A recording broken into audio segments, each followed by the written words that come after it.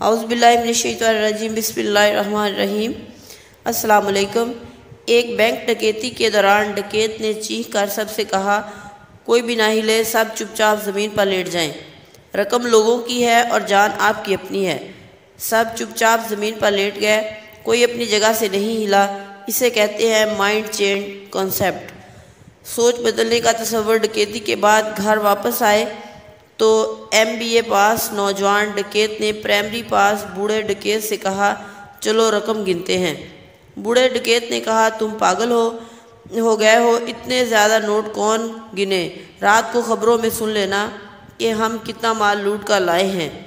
اسے کہتے ہیں تجربہ، جو کہ آج کل ڈگریوں سے زیادہ اہمیت کا حامل ہے۔ دوسری جانب جب ڈاکو بینک سے چلے گئے تو مینیجر نے سپروائزر سے کہا کہ پولیس کو فون کرو۔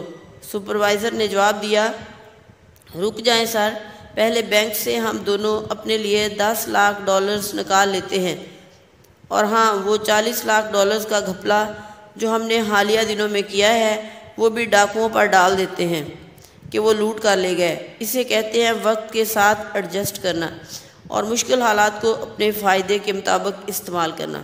مینیجر ہنس کر بولا، ہر مہینے ایک ڈکیتی ہونی چاہیے۔